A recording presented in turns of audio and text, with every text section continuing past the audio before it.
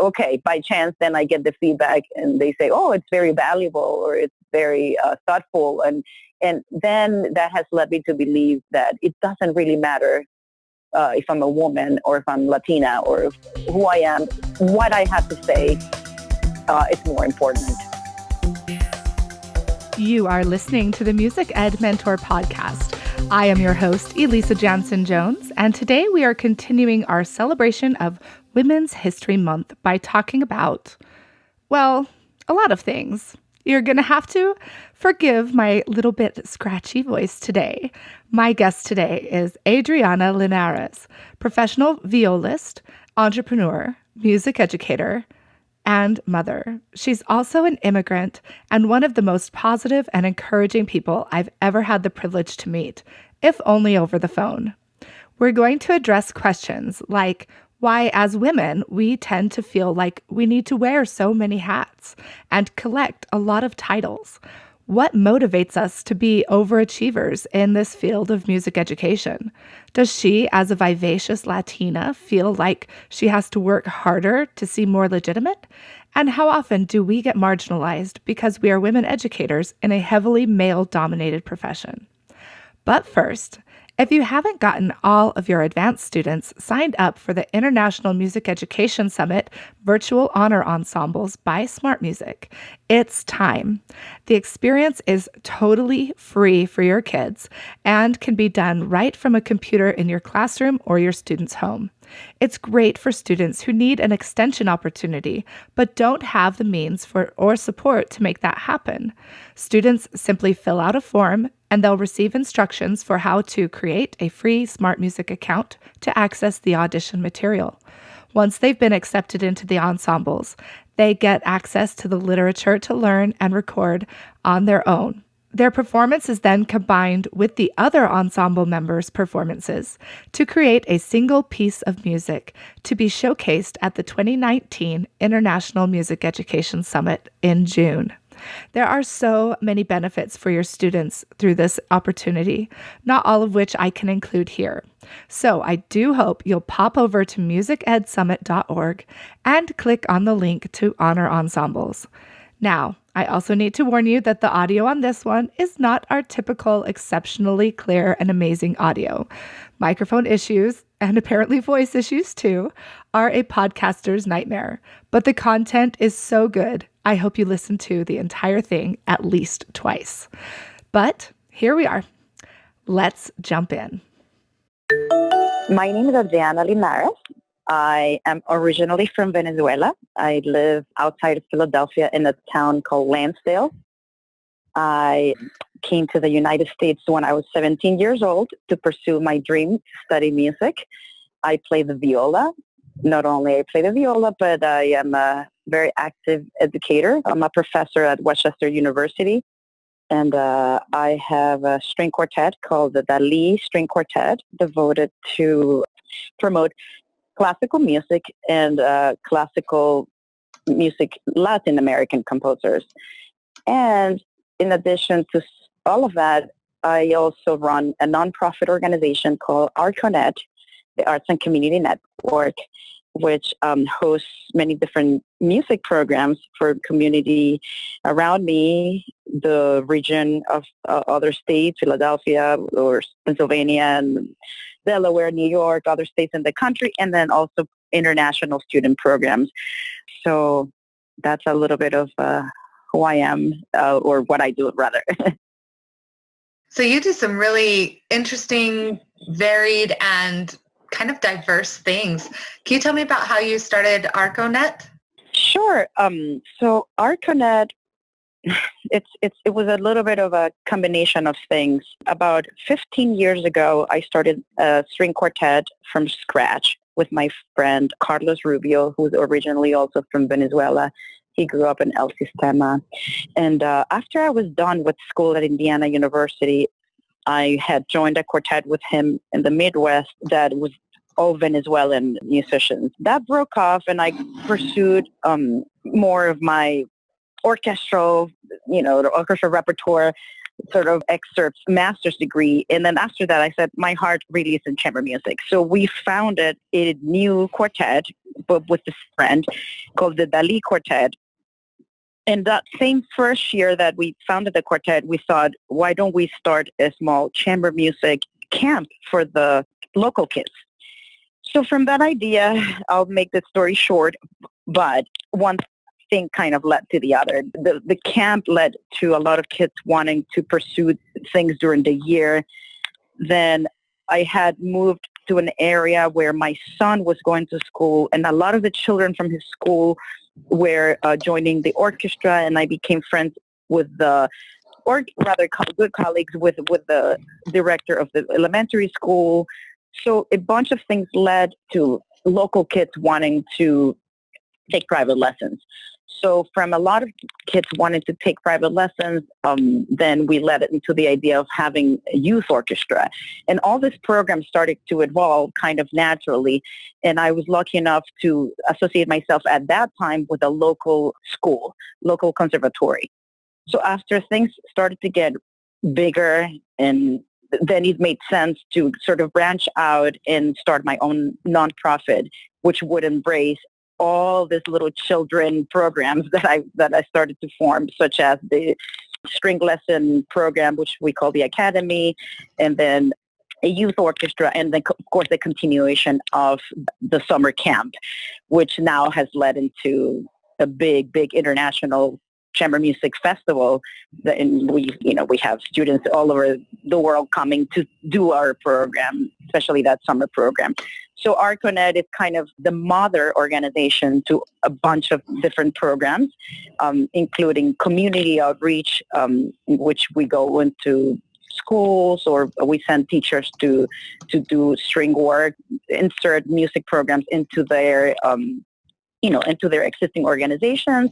We also have a community choir, which is formed with like parents and community members. My mom is even in it. Some of the teachers participate in this course.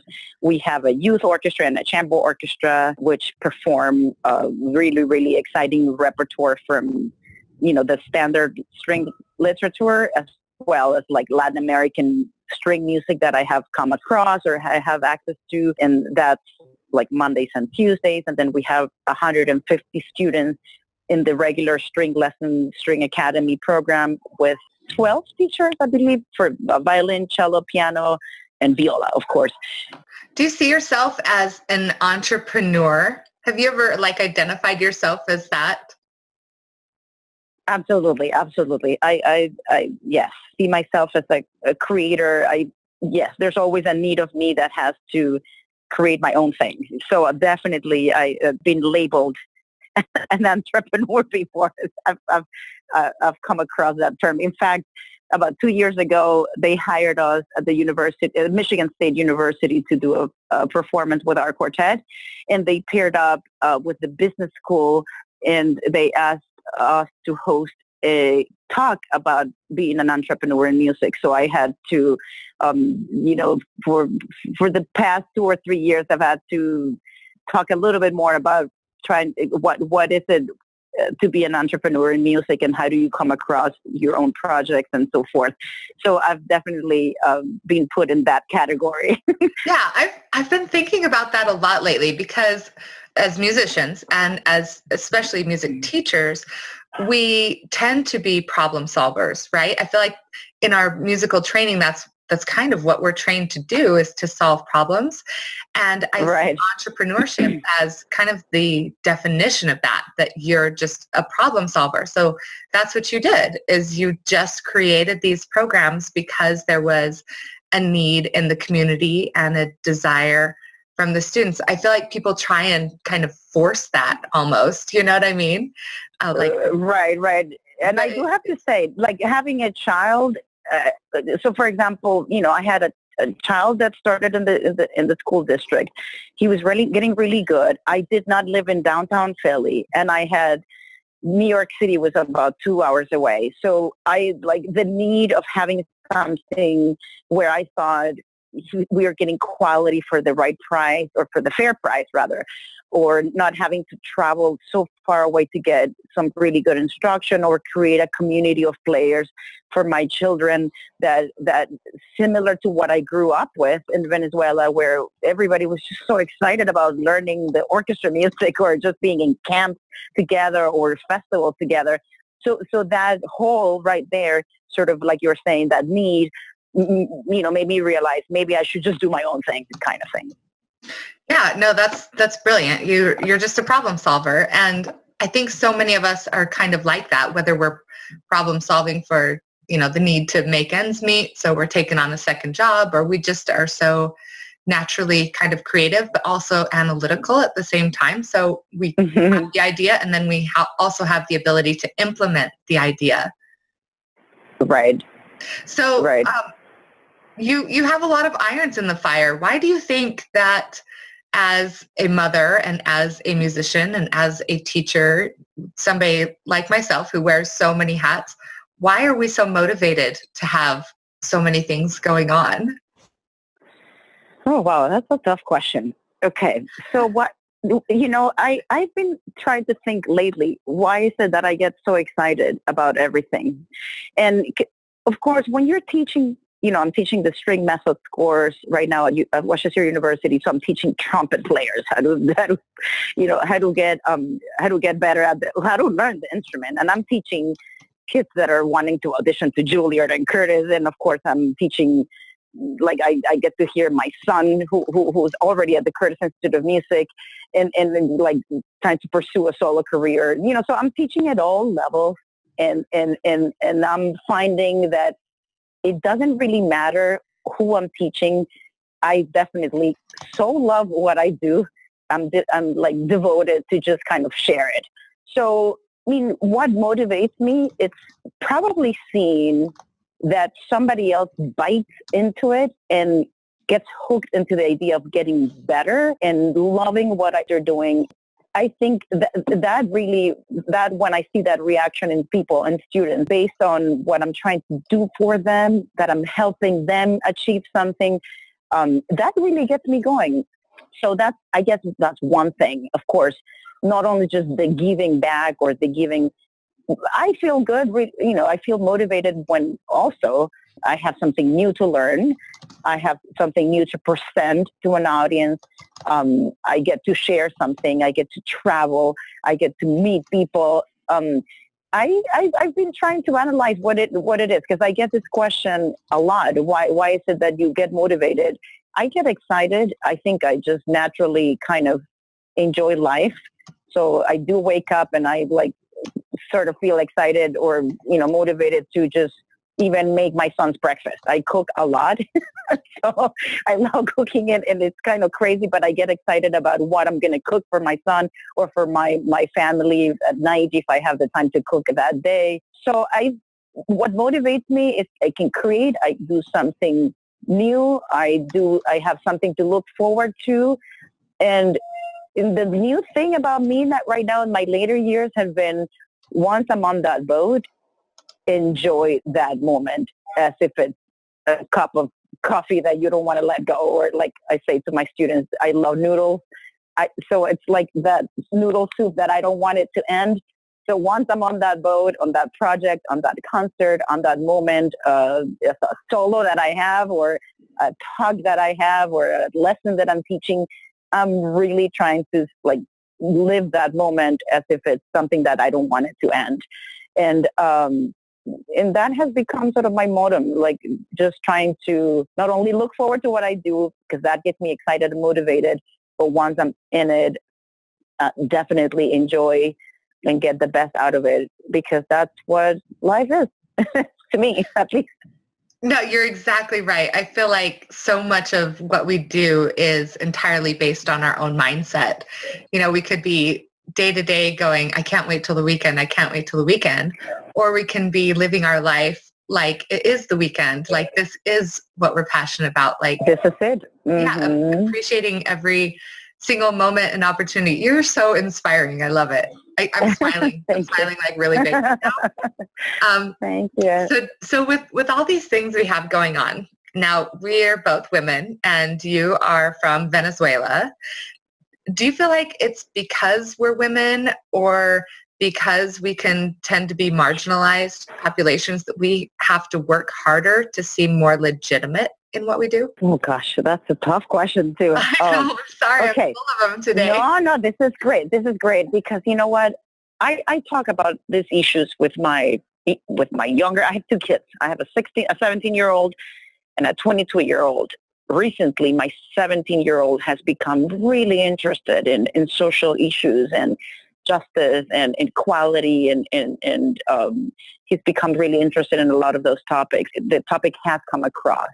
The topic has come across with my nieces. I have two nieces that are teenagers, and of course, I have a bunch of students that are girls. I just had a conversation with one of them who's now 27 years old, who I pretty much raised since she was 13, and she just got a concertmaster position at a National Repertory Orchestra, and she got a position with an orchestra in Florida. She's a phenomenal violinist, and we were talking about how to discuss salaries when you have new jobs, being a woman in the field, because it has come across. You read things and you become aware of those issues. Being a woman, do we have to prove ourselves harder? Do we not?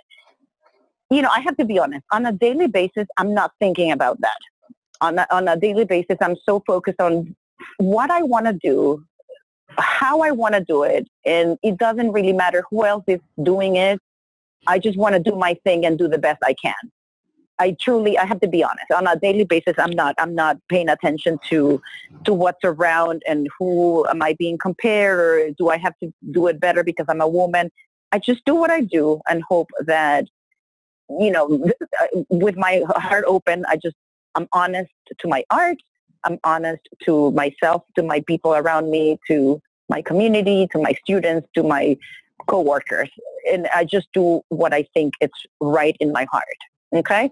Now, in the recent years, I have realized that sometimes I feel like because of the way I carry myself, I look kind of youthful, or I tend to be bubbly when I speak, or things like that. I wondered, am I taking seriously enough? Or because I'm a woman, do I have to prove that I did more? Or those questions have come up lately more than ever. I don't know why. Maybe I was too naive before to just kind of doing my own thing and not caring. But the last few years I've come more aware of how I'm presenting myself, because I'm a professor and I have to maybe look a certain way, or I'm a woman, or what is she going to tell us now? But I realized that the minute I then say something, speak, or command an idea, or give a comment in a master class, or give a comment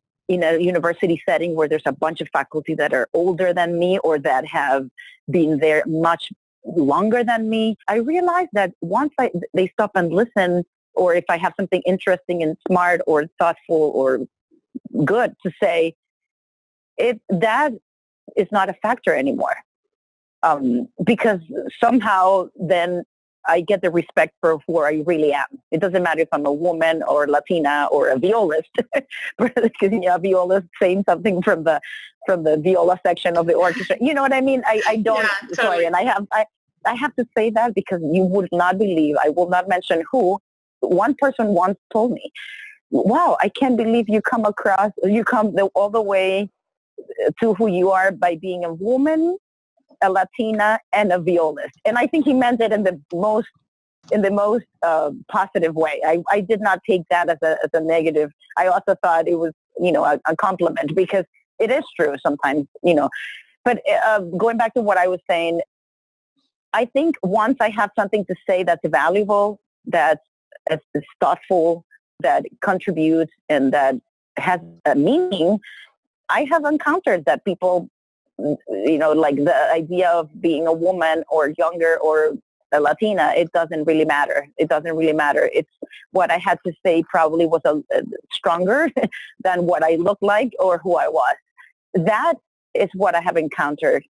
Even in the past month, I have to say, with the new job that I have in Westchester, where I would be so scared to like say something. Oh, what about if they think I think it? What about if I don't know. I was second guessing myself a lot because I've always been an entrepreneur, and I was entering a university setting in which everybody has been established for a while. They do things their way, Right. Yeah. And I was really scared to say like, oh yeah, I run a program. Oh, or like I've done this, So in a humble way, I would be like, oh, what about this and what about that? And immediately people are like coming out after, wow, that was such a great idea. And in my head, I'm like, oh, okay, I've been doing this forever, but that's great. I mean, like for me, it doesn't seem like it's special or unique or, but I was just stating what I think.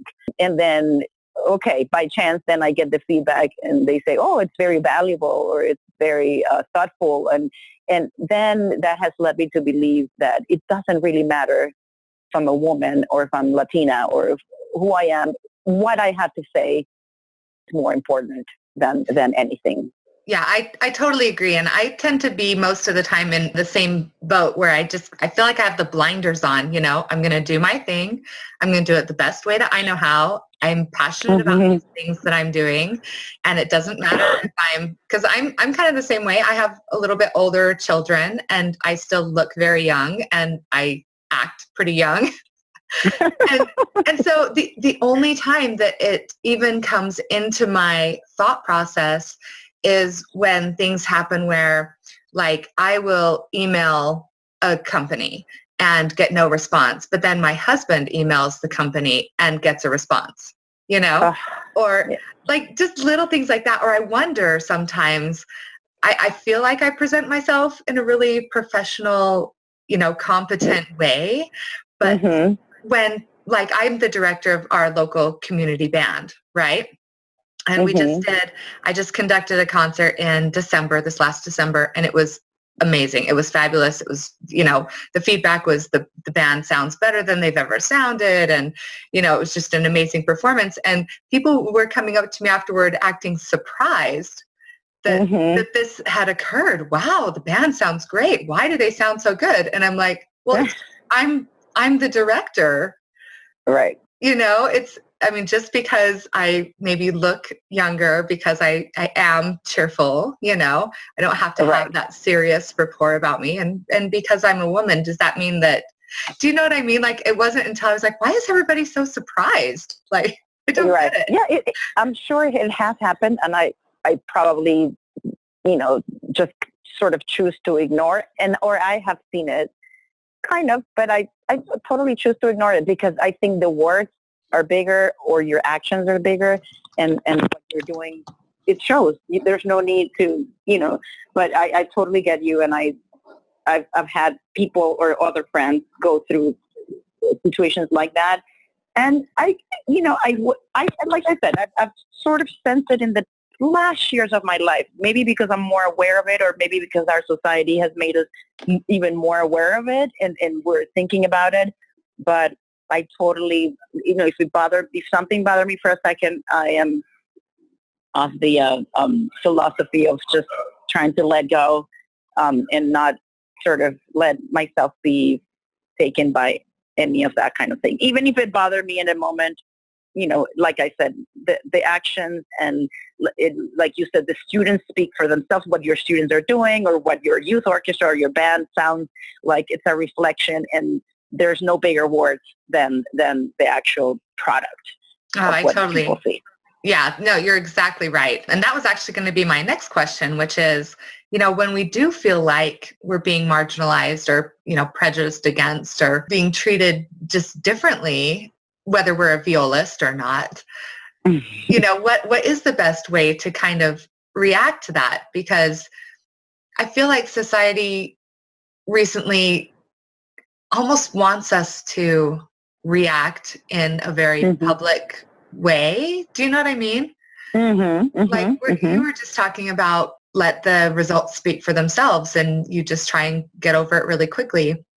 But I feel like society almost is pressuring us to go out and march and really bring it to the forefront and pay attention to it. So what do you think is the better reaction to get our head back down and just figure that that's other people's issue? Or should we take a stand and try and change things? Oh gosh, that's hard too. I mean, if you asked me this 10 years ago, 15 years ago, when I was beginning my career, I would have totally said something different, and I would have, obviously, maturity, years, and experience make us make decisions or react or overreact certain ways. I used to be a lot more reactive, or I used to get an email that would upset me and respond right away, or I would direct right away or address something that I would not be comfortable with maybe right away, not disrespectfully or anything, but just kind of react to the situation a lot sooner.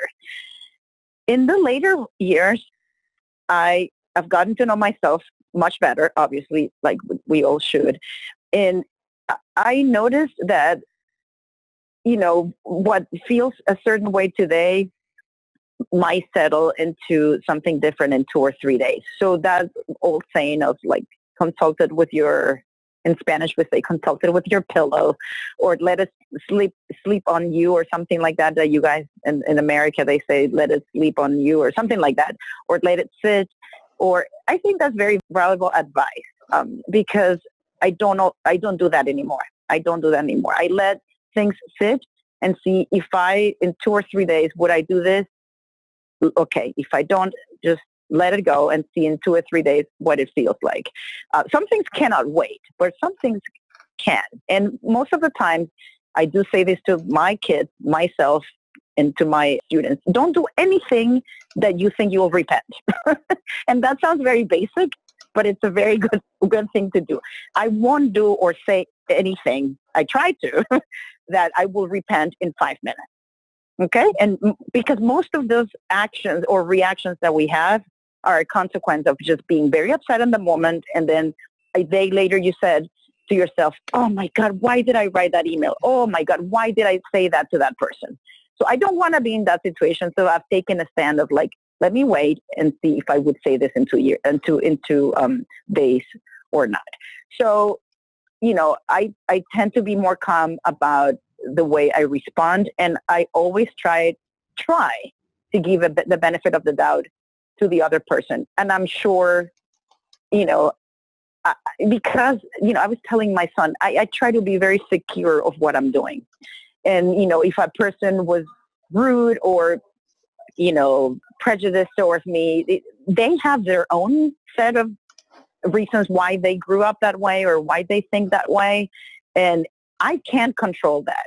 But what I can control is how they begin to see me. And like I said, by showing who I am or what I do, let an avenue. I think that's a friendlier way to get to people. There was one person that didn't like me for whatever reason, and it was so funny. Like, I ran into that person in an airport, and the first thing I did was like, hi, how are you? And I just like gave him a hug.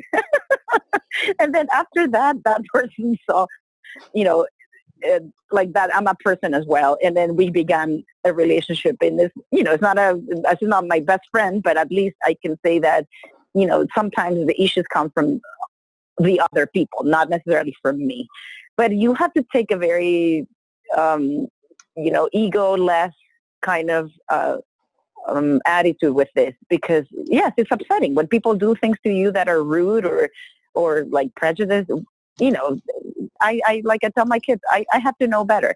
There's something inside of me, I don't know what it is, that I so believe in what I do, and I so believe that I'm doing the best I can. Right. Can I do better? Yes, of course. But that power, like a thing. I don't know. I tell my students, my son, we were talking about confidence the other day. I talk a lot about confidence and motivation with students and my own kids and my colleagues. And there's something within me that it's so strong, and that I believe that what I'm doing, it's honest. And, that is stronger than what anybody else will make me try to want to feel. So the best approach is wait, think about it, put yourself in the situation of the other person. Most likely the other people are the ones who like went through something horrible, and they are paying it back with you. And remind yourself, it's not necessarily your fault, and you can't you can't control what they do. You can only control the way you react, and you can only control the way that you open up an avenue with those organizations or those people or those individuals that are trying to, make you feel a certain way. I don't know if that's a clear answer, but that's sort of what comes up right now that I try to practice. Actually, I do try to practice. No, you're exactly right. I learned really early in my career that I can end up saying and doing things, and we all can if we do them really without thinking them over. So I just set myself as a really standard policy that if I get an upsetting email or an upsetting text these days or message or whatever, or a parent comes in and talks to me or my principal, I never respond until I've calmed down. And sometimes that takes 30 seconds. Sometimes that takes 30 minutes. Sometimes it takes 3 days. But you're exactly right. My motto is, when in doubt, wait it out. Oh, I love it. I'm going to use it. I love it.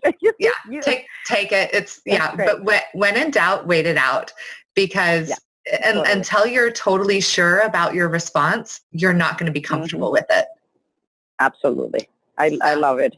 That's great. And I've been, it's funny because with my own faculty, I have a lot of faculty now that are younger, obviously, and I cannot stress enough dealing with parents or dealing with a rude colleague or a stand partner, or, just to try to use that philosophy. And it has worked. It has worked for me, but it takes, like we said, it takes a great deal of ego less. Just wait and see, and it'll be much better the next day. Yeah, I totally agree. Whether we want to, and we'll have a better idea and clearer ideas of how to move forward after that anyway. Right. Yeah, I actually had to do that the other day. Anything that starts with "no offense, but," you know what I mean? Don't start, it's coming. No offense, but can we do it this way? And I actually started writing an email response like, okay, that was totally offensive. And then I just deleted it. And I was like, okay. And I took your advice of, waiting, calm down, and then trying to come from their perspective, because we really don't know where other people have come from. We really don't know. We don't know. I mean, it's fascinating. I love psychology, and I love, topics like empathy and, motivation, like I said. But lately I've been following this psychologist that talks about empathy and guilt. She's awesome. She's really funny and great. And, it's a great skill to develop, because you just never know what's going on with somebody else. Like my mom says, every mind is a world. I don't know in Spanish, cada cabeza es un mundo, and it is true. She was right when she said that everybody works differently. Everybody has a different background. Everybody had a different day to go through. Everybody had a bad day, a good. I mean, it's so, you just never know. And when two people come together, or two organizations, or the relations are complicated. And I think the more we understand that, that everybody comes from a different place, it gives you better understanding and gives you better background, and you're better equipped to then confront problems. Yeah. Or deal with problems, rather. I feel like as music teachers, we just don't get that kind of thoughtful training, and we should learn how to be diplomats in some way. Absolutely. There are so many things that if I get to do it in my own programs, and I get to do it in my own organization. There's a boot camp that we have twice a year. Boot camp, it helps people develop in whatever level they are, but they have a goal in mind, like an orchestra audition, or like a college audition, or festival audition, or they just simply want to get better, So we go throughout the day with activities, and there's a whole period right after lunch called Reflections and Conversations with.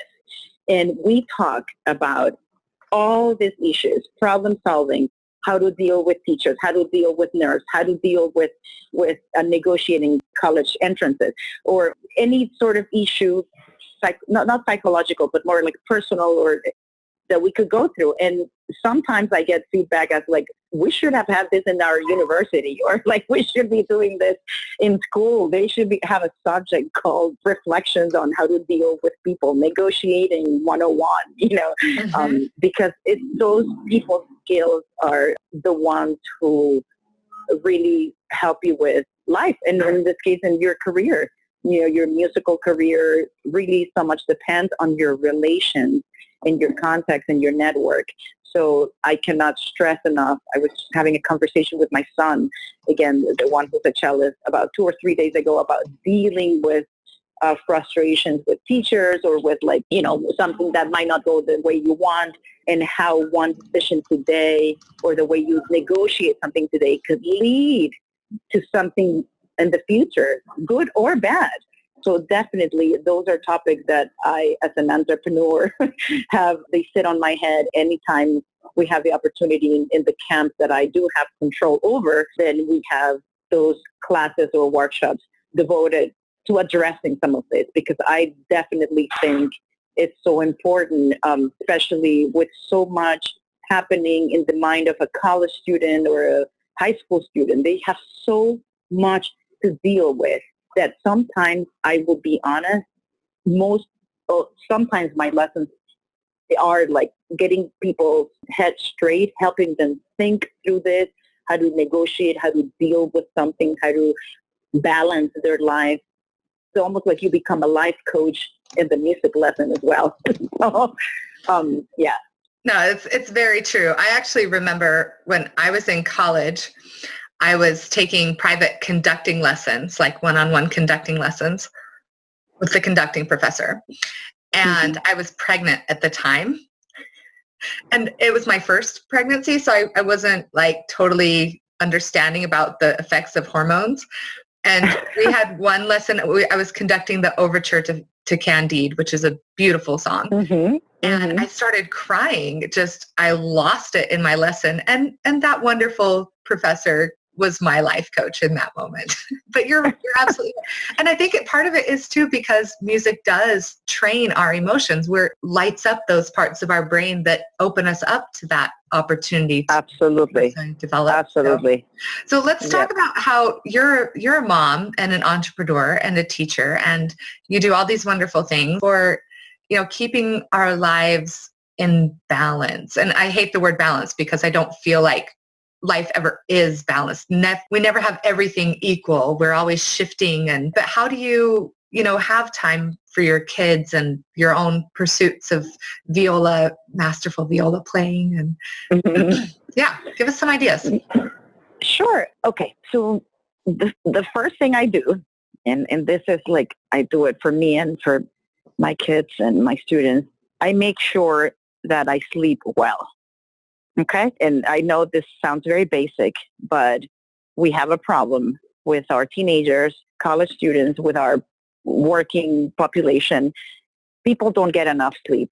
And in my case, if I don't sleep enough, I am not as productive. This is very basic information. I'm not saying anything new, but I'm not as productive, as cheerful, and as energetic as I want to be. So if I want to give 200% of during my week, and I want to be the best mom or the best teacher or quartet fellow, or, I need to be rested so that I can have the energy. So that is the most important thing physically that I try to do. I try to go to sleep early, and I try to sleep at least 7 to 8 hours so that I can be rested and be productive. So second thing that I do is I try to eat very healthy, and I try to, food for me, it's fuel, and fuel, I need the energy because I want to do 1,000 things. So I have become a real good, active advocate about eating healthy, and what gives you energy, what balances you, what feels good. I've developed a lot of recipes, and I cook a lot. So, for food, for people, for my family, mostly for obviously my family, but for myself.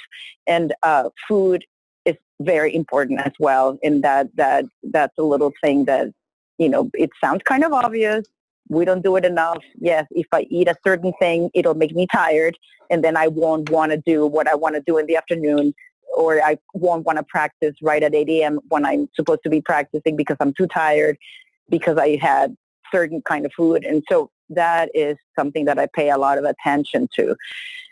So the third thing I do is I take power walks every day that I can.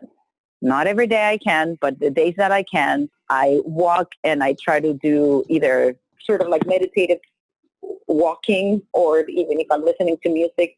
Sometimes I don't even want to listen to anything. I just want to kind of be quiet, but that gives me energy and it gives me mental recovery. Sometimes in my power walk is when my brain starts to explode with ideas, and I get to, now that I know myself a little bit better, I know that out of those 10 things that occur to me in my power walk, I will probably do one and I will be happy about that. But I don't know why it is when I'm releasing those endorphins, or, it activates something in my brain, and definitely helps out during the day.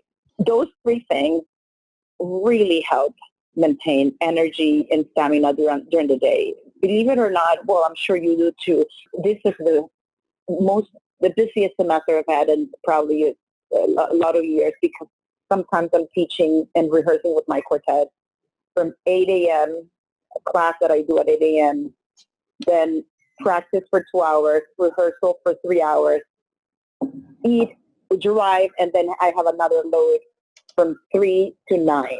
So there's 2 days in the week that I have that. And if I didn't sleep well, ate well, or try to do those days, unfortunately, I cannot do the power walk, but I will do a lot of going up and down these offices and the campus, and just to try to move around. But if I didn't do those things, I would not be able to have a productive, fun, energetic day, being the best I can. There's no way I could. Okay, so those are like 3 practical things that I do, more like body oriented. The next thing I do is I love my book. I love my agenda book, and I know people love like apps or like things where you type, or like your calendar on your phone. Well, I don't. I love my book, and I try to keep myself really organized as far as like what my day is like, or what my week is like. And I plan my power walks, and I plan my 2 or 3 hour practices if I have that day. If I only have 30 minutes between a student or another student, I will make myself do scales or like exercises, or I will not waste a minute. If you don't want to waste a minute, you have to plan. And I've been a planner since I'm in 2nd grade because I love planners. So that's another thing that I do, because like we said, I kind of want to do it all, so planning is good. Over planning is not good. So I've learned in the last years, if I do 1 or 2 things less, but I do them, I'm better off. So that's the 4th thing that I do. And then the last thing is I really try to, when I have free time, I take it for real. My students know this, my colleagues know this, my kids know this. If it's free, it's free. And if that means rest, it's rest, or watch a Netflix, series, or like go bowling, or go eat out with my friends, or go sleep over at my friend's house and have like a gathering, or host parties myself, because I do love dancing and I love cooking.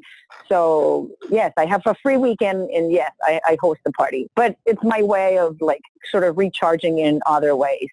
So that is how I kind of get by. I don't know if that's anything new to anybody, but sleeping well, eating well, power walks, planning, and just enjoying free time to the max. That's my little 5 steps to get a healthier, balanced life. It's so perfect. And it completely reinforces a lot of the stuff I've already talked about on this podcast. So yeah, that's perfect. When are you going to write a book already? People keep asking me that. I think maybe when I'm in my late 40s or 50s, because I feel like I want to do. I still am at that stage where my body is like, I wake up and I'm jumping. So I have the energy and the health. So once I don't have that much energy, I think, and I'll be more stationary, then I can write. Because I think everything sort of has its own timing, things happen for a perfect reason in the time that they need to happen. So a lot of people actually have been asking me that, but I'm not ready to sit down yet. That's awesome. Well, when you are ready, I will be happy to help you write a book. Oh, great. We I will can pair up coach and you help each through other. the process. I will help you every step of the way. Thank you so much for having me. It's great to talk about all these things, and I hope people can benefit and contact me for whatever they want, and you hope that the things that you do sort of inspire or help others become the best they can so that they can enjoy every single day of life as if it would be the last day. Yeah, that's amazing. I hope you're feeling hyper motivated now. I know after my chat with Adriana, I felt super encouraged about things in my life too. I think the biggest takeaway of this episode and what I learned so well from Adriana is that we cannot control others or the way they see us, judge us, or even maybe marginalize us. All we can control is our own reaction. We can choose to be our own awesome selves, head down, working at the things we love to create amazing projects, or we can choose to feel marginalized and act as such. As for me, I'll take the former. Now, don't forget to go to musicedsummit.org and click on the link for the honor ensembles. Your students will love you for it. Now, you go out and be the best music educator you can be and keep teaching on.